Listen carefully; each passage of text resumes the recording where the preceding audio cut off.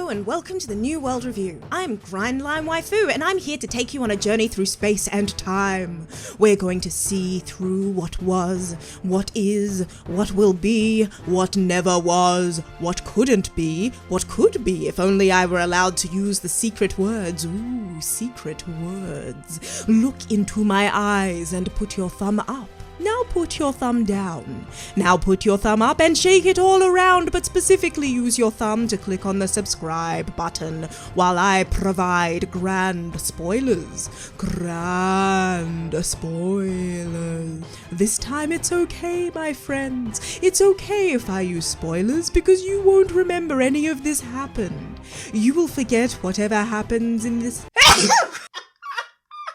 Hello and welcome to the New World Review. Today we're discussing episodes 35 and 36 of some anime. Episode 35. Welcome to Swing Part 2. This episode was quite disturbing. It's not actually called Swing Part 2, but that's what I'm calling it. This episode was quite disturbing, and though I spent some time discussing Hisoka's paedophilic appearance last episode, maybe we need to return to it briefly. Paedophilia, as it appears in the Diagnostic and Statistical Manual, 5th edition, specifies a sexual interest in children. I would again suggest that if it were an adult who held the potential to grow into a powerful combatant, Hisoka's swing would be very much in their direction. We could go so far as to say that this is almost certainly the case, actually, because Hisoka doesn't swing for Killua, and you'd think that if it was such a simple thing, paedophilia that is, he would, or should. But he has his sights set on Gon, and that's particularly important.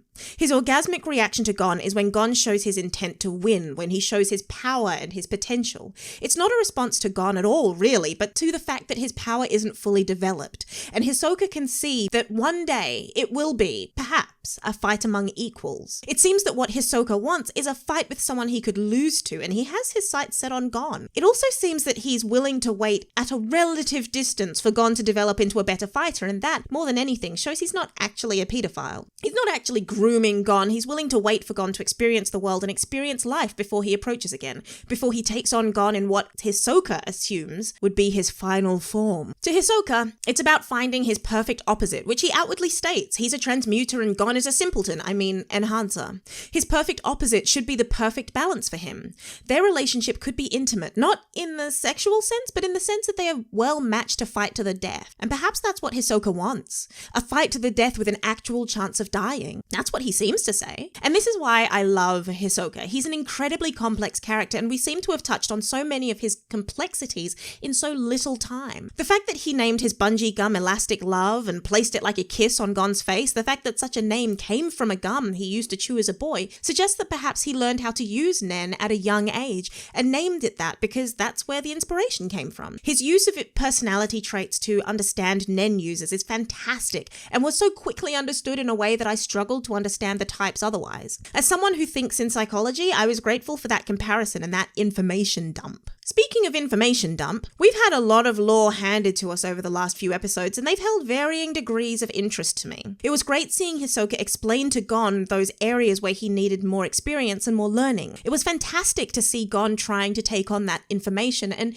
interesting to see Hisoka not allow him time to really find his feet. He pushed him, and Gon learned from that as much as from the actual information given. That's something I'm loving about Gon as a character. We've seen that when he has time to think things through, he can find an answer. Hisoka has seen that too, and he decided instead to teach Gon what happened in the real world if he took too long to answer and make decisions. Gon now needs to learn to act and react much more quickly if he's going to succeed in the long run. As to lore, finding out that there were two kinds of point marking and being given the information that the referee wanted to keep Gon alive as much as Hisoka did was interesting. But wait, who is this guy? Silver and Sparkly guy, who is he? Did I miss something? Where did he come from? Why was he here? He seemed to get in and out fairly quickly, and he only appeared for the one moment. Maybe he'll turn up somewhere else? It's not like Hunter x Hunter to give us a new character then not immediately give us more information as to who they are and their purpose. What it does say, I suppose, is that Gon and Hisoka's fight was being watched by much more than just the standard audience. In fact, was that Killwa's father?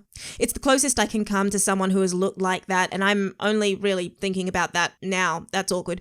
Why would Killwa's father be at Gon's fight? If I'm wrong, it's okay because he was there for all of a minute, but why and who? As to the fight itself, it was great seeing Gon beginning to be able to keep up with Hisoka. It was great to see Hisoka's power, but that he very clearly measured it out. Hisoka never went all out in that fight. Gon landed some hits and that was satisfying, but Hisoka was never in any real danger. It's interesting because I also see the potential Hisoka's talking about. Gon managed to break Illumi's arm at the end of the previous arc. Even before all this and the increased strength as a result of Nen, Gon was strong and he's becoming stronger. He's still not as strong as Hisoka. He landed that hit and so he can claim his hunter exam pass and visit home. But the fear he feels around Hisoka is still very clearly there and probably always will be. Gon's motivation remains the same. Become strong enough to beat Hisoka in a fight. At this point, they have a lot of history together and I expect that he and Hisoka are going to meet at the end of each arc as Gon grows, with Hisoka pointing out another area for Gon to gain experience in each time. Leaving my love Hisoka alone for now, there was a beautiful end of arc feeling to the soft purples and blues and fountain at the end of the episode. After the stark and harsh lights of the arena to switch to the calm and the admittance of Wing that he has nothing more to teach Gon, I cried again, just for a minute. The beauty of that scene after the quick paced and brutality of the previous one was well timed,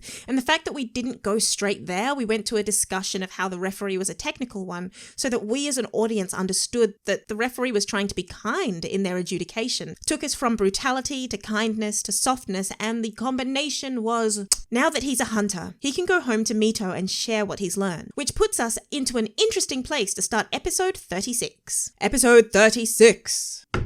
There were some really beautiful moments in this episode, moments that reminded me that as much as I have problems with Gon as a functioning member of society, it's very clear that he and Killua are in fact children. It was great to see Gon showing... Con? Who's Con?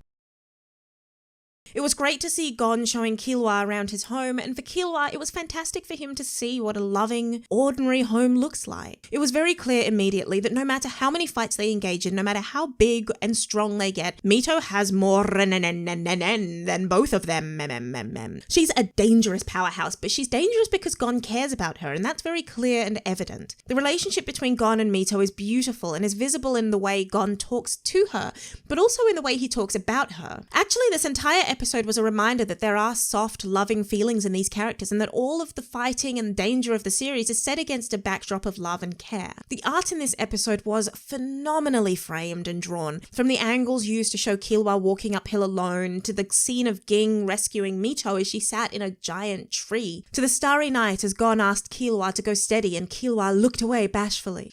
Speaking of Gon asking to go steady, this beautiful, quiet scene is the first in which Killua actually opens up to someone, anyone.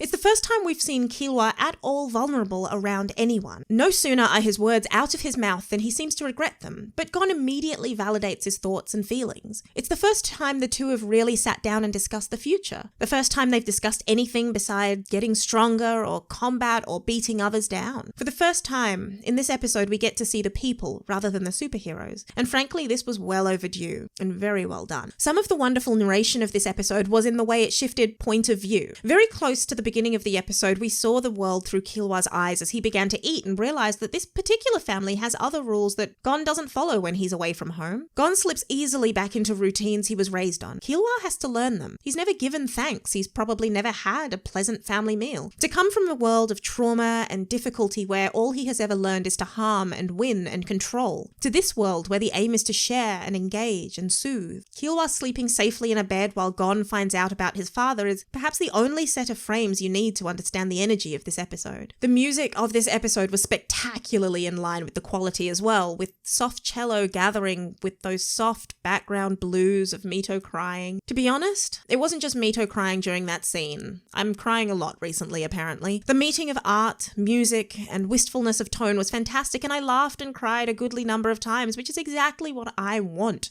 from media I consume. Mito, Gon's aunt, and the only mother he's ever had standing there behind a rock will stay with me as one of the most beautiful frames in this series, I think. Especially since it's the open and plainness with which Gon says he can't ask about his mum. That's really a punch in the gut. We see in that moment that beside Killua, Gon really does care about Mito. Not asking about his mother because to all intents and purposes she is his mother and he doesn't want to affect her like that is huge. His assumptions about who he's related to and why he thinks they're gone is also a signifier of how very isolated both Mito and Gon are. Mito would have been left alone when Gon left the island, an almost perfect repeat of Ging leaving. The poor woman has lost two of those most important to her to the hunter exam, despite knowing they would leave, and Gon's grandmother lost both her children. The comic relief between Gon's grandmother and Mito is wonderful and provides some welcome relief to what could have been a very sad and heavy episode. The combination of comedy and sadness means we land in that crying waifu land of poignance.